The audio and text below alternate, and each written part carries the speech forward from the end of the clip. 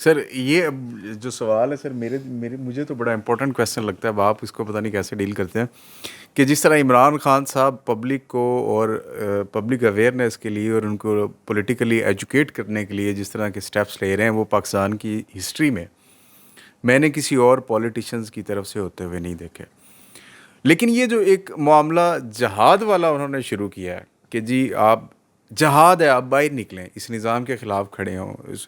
ایک تو یہ ڈیفائن کیجئے گا کہ یہ جہاد ہے کیا چیز. ہم نے تو یہی پڑھا تھا کہ جب تک ریاست نہیں ہے اس کو کہتی، اجازت نہیں دیتی کسی بندے کو، جہاد اس وقت تک لاگو نہیں ہو سکتا. اور پھر اس حالات میں سیاسی طور پہ اگر کوئی بندہ اس طرح گھر سے نکلتا ہے یا کسی سسٹم کے خلاف کھڑا ہوتا ہے، کیا وہ جہاد ہے؟ جبکہ آئین نے جس گورنمنٹ کو یا جس طرح لیجٹیمیٹ کیا جس چیز کو، وہ تو گورنمنٹ ہے، وہ پولیٹیکل پارٹیز کی، اور وہ کر رہی ہے. عمران خان کے جہاد کی کیا حیثیت ہے؟ جہاد کیا ہے؟ اسلامک ٹرم ہے نا، تو اللہ اس کا رسول ڈیفائن کرے گا. سب سے اہم مقام اور مرتبہ کیا ہے شہادت میں؟ افضل الشہداء کا. ٹھیک، رسول اکرم کی حدیث ہے کہ افضل الشہداء یا سید الشہداء جیسے ہیں وہ امیر حمزہ ہیں، یا وہ شخص جو سلطان جائر کے سامنے کلمہ حق بلند کرے اور مارا جائے. سمجھ آ گئی؟ امام حسین کو ہم کیوں کہتے ہیں سید الشہداء؟ اس لیے کہ یہ لقب رسول اللہ نے دیا تھا. کس ریاست نے اجازت دی تھی امام حسین کو لڑنے کی؟ تھی نا ریاست، یزید نے دی تھی نا، سلطان جائر کے مگر. امام حسین کے پوتے زید بن علی شہید ہوئے تھے بنو امیہ کے خلاف. کس سلطان نے ان کو جہاد کی اجازت دی تھی؟ شہید کہتے ہیں نا، پوری امت شہید کہتی ہے ان کو. ٹھیک، تو یہ لفظ جہاد کے جو ہیں سلطان الجائر. کیا پاکستان میں اس وقت مکمل طور پہ انصاف کی حکومت ہے؟ نہیں ہے.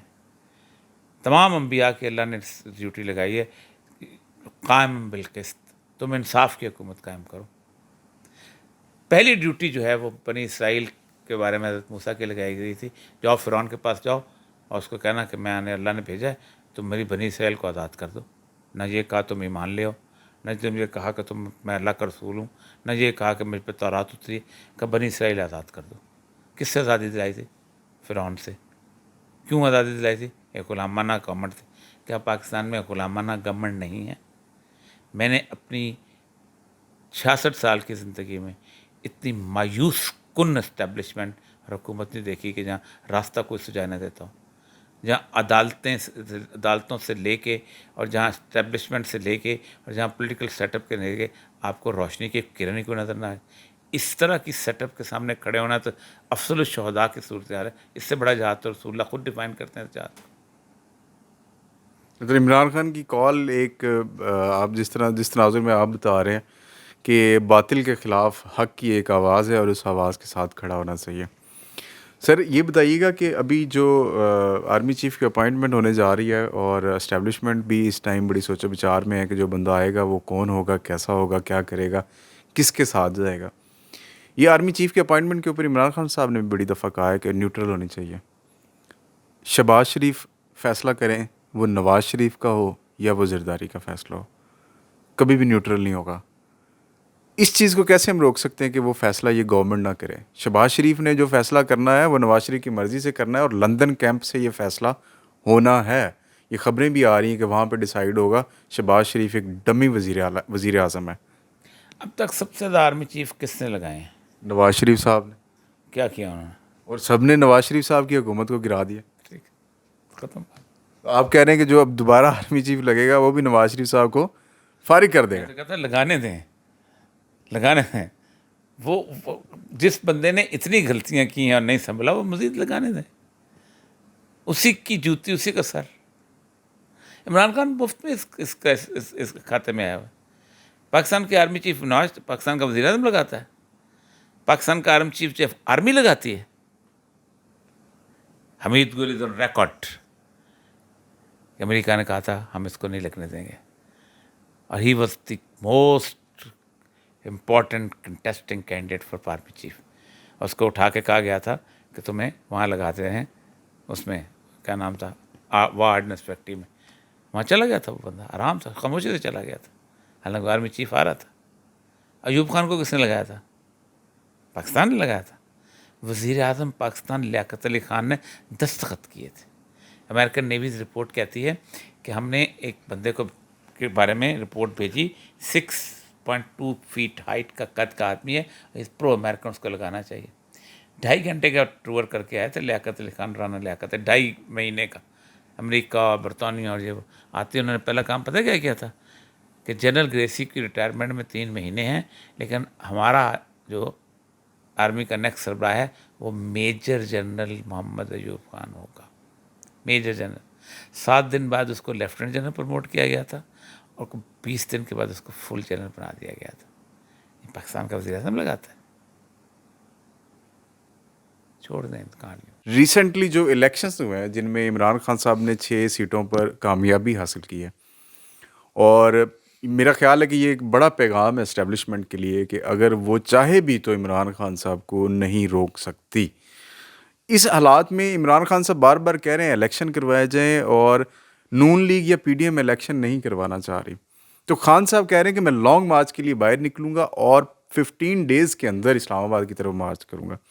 اگر عمران خان صاحب باہر نکل آتے ہیں تو کیا حالات ہوں گے؟ دیکھیں, پاکستان میں پاکستان کے محفوظ مستقبل کا فیصلہ صرف عمران خان کے ہاتھ میں. اسٹیبلشمنٹ کی ٹوٹل اسٹرینگتھ جو ہے وہ پاکستان کو سنبھال نہیں سکتی اگر پاکستان میں ریئیکشن شروع ہو جائے. آپ نے اختر مینگل کی کل تقریر سن لی, جی. آپ نے باقی لوگوں کی تقریر سنی, آپ نے سوات کی صورتحال دیکھی, آپ نے وزیرستان کی صورتحال دیکھی. آپ وہاں سے فوج نکال سکیں گے اگر پاکستان میں لانگ مارچ شروع ہو گیا؟ آپ سوات سے فوج نکال لیں گے؟ آپ 2 ڈویژن جو وزیرستان میں لگی نکال لیں گے؟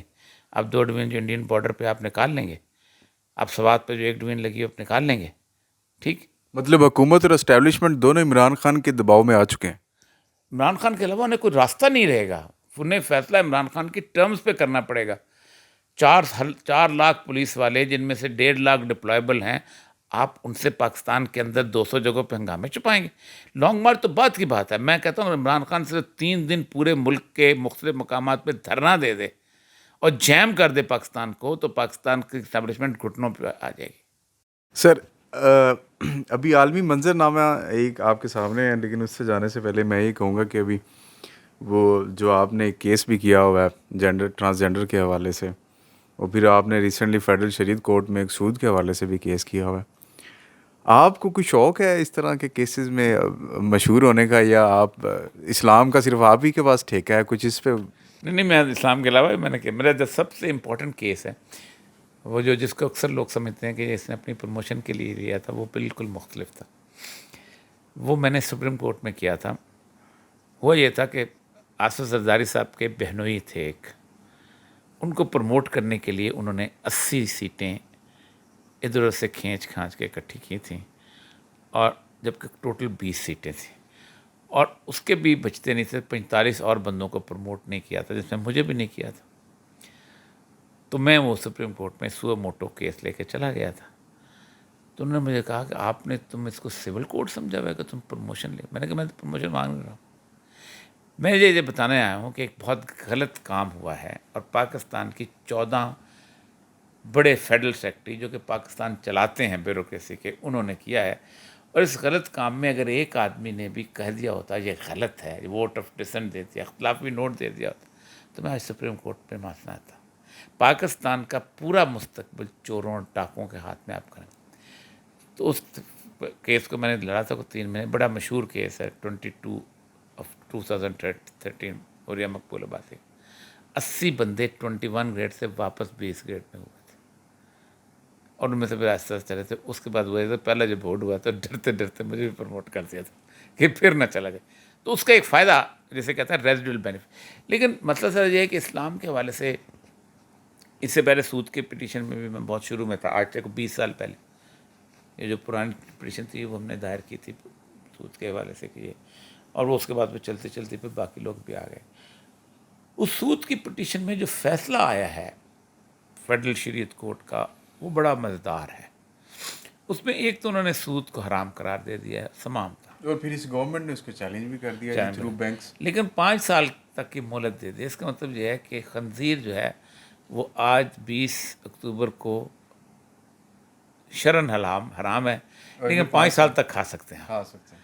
اس کے خلاف میں کوئی نہیں گیا. گورنمنٹ وہاں گئی اپیل میں یہاں پر اسلامک بینکنگ کے خلاف گیا ہوں کہ پاکستان میں جس قسم کی اسلامک بینکنگ چل رہی ہے، یہ اسلامک بینکنگ بنیاد پہ اسلامک نہیں ہے، یہ دھوکہ ہے، یہ خنزیر کے گوشت کو بکری بنا کر بیچنے والا ہے. سر یہ جو سسٹم ہے انڈائریکٹ یا ڈائریکٹ، ہم سود کو جب بھی آپ سمجھے بینک میں اکاؤنٹ کھول گیا تو آپ اس کے زمرے میں آ گئے. انڈائریکٹ یا ڈائریکٹ آپ سود کھا رہے ہوتے ہیں.